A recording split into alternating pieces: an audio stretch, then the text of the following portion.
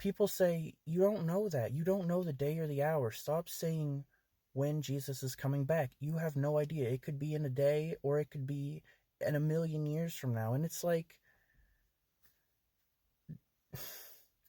I know he says you don't know the day or the hour, but he also fills the Bible with signs to look for so that it won't take us as a thief in the night. That those who are paying attention for the signs know that he is truly returning very soon. And if you're paying attention to those signs, they are everywhere.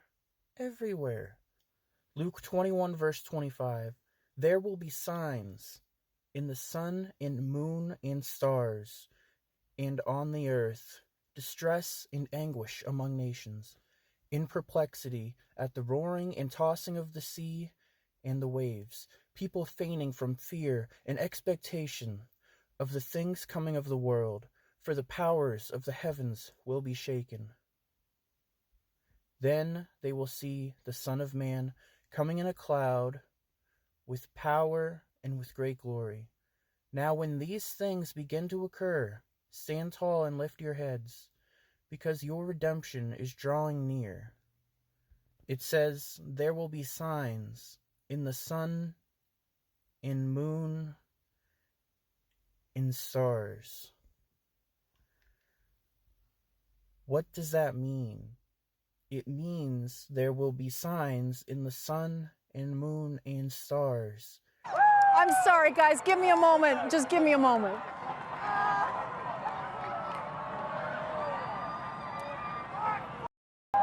Wow. And all I can think of is the Beatles song, Here Comes the Sun. Have we been seeing anything weird up in the sky lately? Is there going to be anything going on soon in the sky? I don't know anything in the sky that people have been talking more about than the solar eclipse. Do you know when the last one was? 2017. 7 years ago. Do you know what 7 means? 7 is God's number. And 6 is man's number because, 666, man is sinful. The time from the 2017 eclipse to the 2024 eclipse is 6 years, 6 months, 6 weeks, and 6 days. And I saw that and I heard some people mention that. I wasn't sure if that was true. I'm not the best at math, but my wife actually took it upon herself to do the math, and she did. And let me share it with you because it actually works out. So here's a picture of the math on a Post-it note that she gave me. So if you look at this, August 21st, 2017, that was the first eclipse, going from the top down here. April 8th, 2024, that's the eclipse it's upcoming, is 6 years, 7 months, and 18 days, or 79 months, 346 weeks, or 2,423 days. So the question is that 2,423 days, can that be viewed as 6 years, 6 months, 6 weeks, and 6 days? And what she did is she took the date duration website and looked at specifically the months for the months there of March through October. And she worked out the math, including the 2 days for the 2 leap years. So that was 2,190 plus 1 day for the leap year, 183 plus 1 day for the leap year, plus 42 plus 6 equals 2,422 days. So that is, depending on how you look at it, whether you count, August, the day of the eclipse or not, that is 6 years, 6 months, 6 weeks, and 6 days. Is that significant? I don't know, but it's interesting that is the time between the 2 eclipses, 6, 4 sixes. So make of it what you will. Another thing that's interesting, and this is another math thing.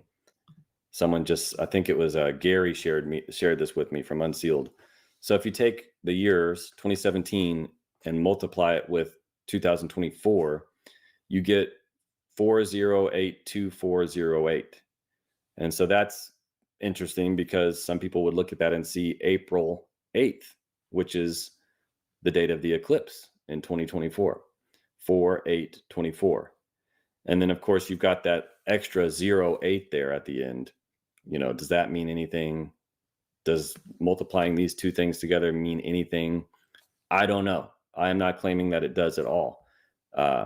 Just bringing it forward for your consideration, for you to pray about, for you to go to the Lord about. Read the book of Revelation for yourself. Pay attention to what's going on in the world. And it's not just in Revelation, it's in all kinds of different, it's throughout the Bible. There are so many things that God tells us about what to look for and what to expect with the final days. So you might be saying, okay, 7 years, that's probably a coincidence. It could be. But let's take into consideration, okay, when was the last solar eclipse? 1979. But that was 45 years ago. Like, this is not something that happens very often. And the fact that within 7 years of each other, there's going to be 2 solar eclipses. It might not mean anything, but it feels like a sign to me. And you see all kinds of crazy things in the weather. There's people that study this stuff that really pay attention, that they have these apps that tell you every time an earthquake happens in the world, right? And they have to shut their notifications off because it goes off way too often. I mean, the amount, like, earthquakes didn't used to happen a lot. Like, they're happening way, way more frequently.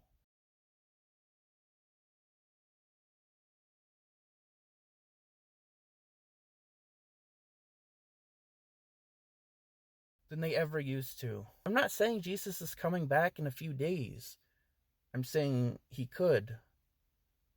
And I'm saying if he doesn't, he could come back this year.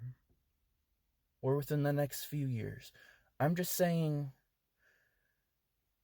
be ready. And if there is someone you love that does not know Jesus, tell them. Your job isn't to convince them, it's just to let them know. Let them know God's love. Don't just show them with your words. Show them with your actions. Do whatever you can to love your neighbor. Whatever you can to show love to them. Give them the clothes off your back. Show the world love. Show the world Jesus' love. God is good. And I can feel it.